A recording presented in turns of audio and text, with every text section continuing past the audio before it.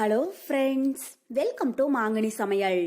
இன்னைக்கு நம்ம மாங்கனி சமையல்ல பன்னீர் மசாலா எப்படி பண்றதுன்னு பார்க்கலாம். இது சப்பாத்தி, நான், ரோட்டி, இட்லி, தோசை இது எல்லாத்துக்குமே சூப்பரா மேட்ச் ஆகும். குயிக்காவும் செஞ்சு முடிச்சிடலாம். சரி வாங்க இப்ப பன்னீர் மசாலா எப்படி பண்றதுன்னு பார்க்கலாம்.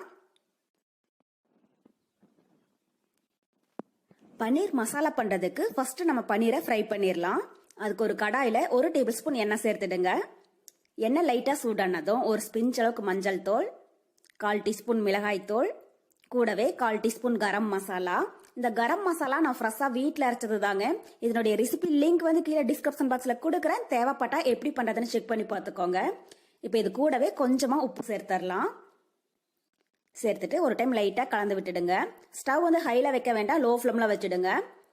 இப்போ இது கூட 200 கிராம் அளவுக்கு பன்னீரை சின்ன சின்ன கியூபா கட் பண்ணி வச்சிருக்கேங்க. அதை உள்ள சேர்த்துடலாம்.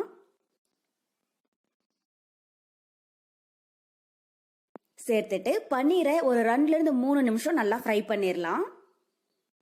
அதிக நேரம் ஃப்ரை பண்ண வேண்டியது கிடையாதுங்க. பன்னீர் டக்குன்னு குக் ஆயிடும். அதனால ஒரு 2 to 3 நிமிஷம் ஃப்ரை பண்ணாலே போதும். அப்பதான் மசாலா பொருள் எல்லாம் பன்னீருக்குள்ள இறங்கி பன்னீர் பீஸை சாப்பிடும் போது டேஸ்ட் ரொம்பவே நல்லா இருக்கும்.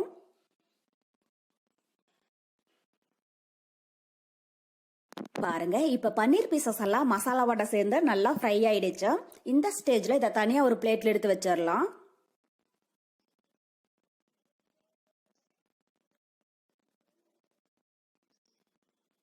இப்போ அதே கடாயில திரும்பவும் 1 டேபிள் ஸ்பூன் எண்ணெய் சேர்த்துடுங்க.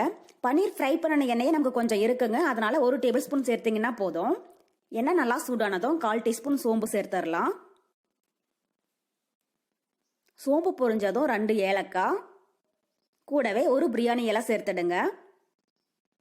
இது லைட்டா கலர் மாறினதும் இது கூட 2 பெரிய வெங்காயம் நல்லா பொடியா கட் பண்ணி வச்சிருக்கங்க. அதை உள்ள சேர்த்துடலாம்.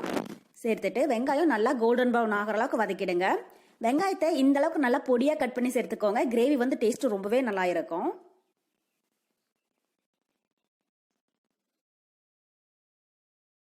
பாருங்க இப்ப வெங்காயம் நல்லா பொன்னிறமா வதங்கிடுச்சு. இப்ப இது கூட 1 டேபிள் ஸ்பூன் இஞ்சி பூண்டு விழுது சேர்த்துடலாம். கூடவே ஒரு பச்சை மிளகாய் கீரி வச்சிருக்கங்க. அதை உள்ள சேர்த்துடலாம். சேர்த்துட்டு இஞ்சி பூண்டுடைய பச்சை ஸ்மெல் போற அளவுக்கு நல்லா வதக்கிடுங்க. இப்போ இஞ்சி பூண்டுடைய பச்சை ஸ்மெல் போய் எண்ணெய் நல்லா பிரிஞ்சு வர ஆரம்பிச்சிடுச்சு. இப்போ இது கூட பெரிய சைஸ்ல 2 தக்காளி மிக்சியில போட்டு அரைச்சி எடுத்து வச்சிருக்கேன். அதை உள்ள சேர்த்துடலாம். சேர்த்துட்டு ஒரு டைம் லைட்டா கலந்து விட்டுடுங்க. நான் பெரிய சைஸ்ல 2 தக்காளி எடுத்திருக்கேங்க. சின்னதா இருந்தா 3 அளவுக்கு சேர்த்துக்கோங்க. நம்ம இது மாதிரி தக்காளியை நல்லா அரைச்சிட்டு சேர்க்கிற போது நமக்கு கிரேவியும் கொஞ்சம் அதிகமா கிடைக்கும். டேஸ்டும் ரொம்பவே நல்லா இருக்கும். இப்போ ஒரு 5 நிமிஷம் இருக்கட்டும். தக்காளி நல்லா வதங்கி எண்ணெய் பிரிஞ்சு வந்ததுக்கு அப்புறம் நம்ம மசாலா பொருளெல்லாம் சேர்த்துடலாம். ஒரு 5 நிமிஷம் இருக்கட்டும். இப்போ வெங்காயம் தக்காளி நல்லா வதங்கி எண்ணெய் பிரிஞ்சு வர ஆரம்பிச்சிடுச்சு. இந்த ஸ்டேஜ்ல நம்ம மசாலா பொருள் சேர்த்துடலாம். காரத்துக்கு 2 டீஸ்பூன் மிளகாய் தூள். நம்ம ஏற்கனவே பச்சை மிளகாய் சேர்த்திருக்கங்க. அதனால நான் 2 டீஸ்பூன் மிளகாய் தூள் எடுத்திருக்கேன். நீங்க உங்க காரத்துக்கு தகுந்த அளவுக்கு கூடவோ குறைக்கவோ சேர்த்துக்கோங்க. கூடவே 2 டீஸ்பூன் தனியா தூள், அப்புறம் 1/4 டீஸ்பூன் கரம் மசாலா, கூடவே 1/4 டீஸ்பூன் சீரகத்தூள், கிரேவிக்கு தேவையான அளவு உப்பு. இதெல்லாம் சேர்த்துட்டு இந்த மசாலாவுடைய பச்சை ஸ்மெல் போற அளவுக்கு நல்லா வதக்கிடுங்க. உப்பு மட்டும் சேர்க்கிற போது குறைவா சேர்த்துக்கோங்க. கடைசியா டேஸ்ட் பார்த்துட்டு பத்தலைன்னா அப்புறமா சேர்த்துக்கலாம். நம்ம ஒவ்வொரு பொருள் சேர்க்கிற போதும் இது மாதிரி நல்லா வதங்கி எண்ணெய் பிரிஞ்சு வந்துடுச்சுன்னா நமக்கு கிரேவி டேஸ்ட் ரொம்பவே நல்லா இருக்கும். பாருங்க இப்ப வெங்காயம் தக்காளி மசாலா பொருள் எல்லாம் வதங்கி எண்ணெய் பிரிஞ்சு வர ஆரம்பிச்சிடுச்சு. இது கூட 1 கப் அளவுக்கு தண்ணி சேர்த்துடுங்க. சேர்த்துட்டு ஒரு டைம் லைட்டா கலந்து விட்டுறலாம். லைட்டா கலந்ததுக்கு அப்புறமா கடாயுடைய மூடி போட்டு மூடி வச்சிடுங்க. மீடியம் ஹீட்ல 5 நிமிஷம் இருக்கட்டும். 5 நிமிஷத்துக்கு அப்புறமா எப்படி இருக்குன்னு பார்க்கலாம். பாருங்க இப்ப 5 நிமிஷம் போல ஆகிடுச்சு. கிரேவி நல்லா திக்காகி எண்ணெய் பிரிஞ்சு வர ஆரம்பிச்சிடுச்சு. இப்ப இது கூட புளிப்பில்லாத நல்ல கெட்டியான தயிர் 2 டேபிள் ஸ்பூன் அளவுக்கு சேர்த்துடுங்க. சேர்த்துட்டு ஒரு 2 நிமிஷத்துக்கு கண்டினியூஸா கலந்து விட்டுட்டே இருங்க. அப்பதான் தயிர் திரிஞ்சு போகாம கிரேவி நல்லா திக்கா கிடைக்கும். நம்ம தயிர் சேர்த்து செய்யற போது கிரேவி நல்லா கிரீமியா ரொம்பவே டேஸ்டியா இருக்குங்க. நீங்க விருப்பப்பட்டா தயிர் சேர்த்துக்கோங்க, இல்லைனாலும் பரவாயில்ல. இப்போ இதில் 2 நிமிஷம் அப்படியே இருக்கட்டும். அடுத்தது ஒரு மிக்சி ஜார்ல 1 டேபிள் ஸ்பூன் அளவுக்கு முந்திரி பருப்பு எடுத்திருக்காங்க. அதை உள்ள சேர்த்துட்டு இது ரொம்பவே நைஸா இல்லாம கொஞ்சம் கரகரப்பா இருக்கிற மாதிரி அரைச்சு எடுத்துக்கோங்க. பாருங்க இப்ப முந்திரி பருப்பை அரைச்சி எடுத்தாச்சா. இந்த அளவுக்கு கொஞ்சம் கரகரப்பா இருக்கணும். அப்பதான் கிரேவி கூட சேர்க்கிற போது டேஸ்ட் ரொம்பவே நல்லா இருக்கும். இந்த சைட் பாத்தீங்கன்னா நம்ம கிரேவியும் நல்லா திக்காயி எண்ணெய் பிரிஞ்சு வர ஆரம்பிச்சிடுச்சு. இப்ப இது கூட நம்ம பொடிச்சு வச்சிருக்கிற முந்திரி பருப்பை உள்ள சேர்த்துடலாம். சேர்த்துட்டு ஒரு டைம் லைட்டா கலந்து விட்டுடுங்க.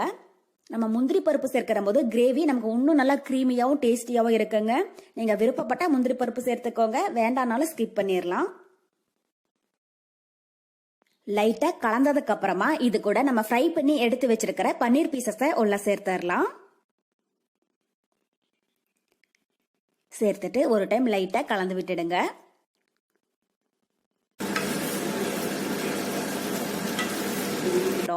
இப்ப இந்த ஸ்டேஜ்ல கொஞ்சமா கிரேவியை டேஸ்ட் பண்ணி பாருங்க.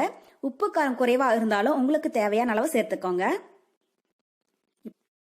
லைட்டா கலந்ததுக்கு அப்புறமா மீடியம் ஹீட்ல ஒரு 5 நிமிஷம் இருக்கட்டும். 5 நிமிஷத்துக்கு அப்புறமா எப்படி இருக்குன்னு பார்க்கலாம். பாருங்க இப்ப 5 நிமிஷம் போல ஆகிடுச்சு. கிரேவி நல்லா திக்காயி எண்ணெய் பிரிஞ்சு வர ஆரம்பிச்சிடுச்சுங்க.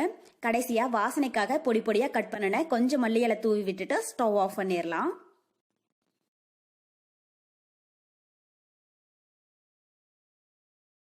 அவ்வளோதான், நமக்கு இப்போ ரொம்ப ரொம்ப டேஸ்டியான பன்னீர் மசாலா ரொம்பவே சூப்பராக தயாராகிடுச்சு.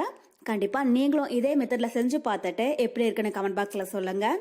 என்னோட இந்த ரெசிபி வீடியோ உங்களுக்கு பிடிச்சிருந்தா லைக் பண்ணுங்க, உங்கள் ஃப்ரெண்ட்ஸுங்க கூடயே நிறைய ஷேர் பண்ணுங்க. மறக்காம மாங்கனி சமையலுக்கு சப்ஸ்கிரைப் பண்ணுங்க. நன்றி.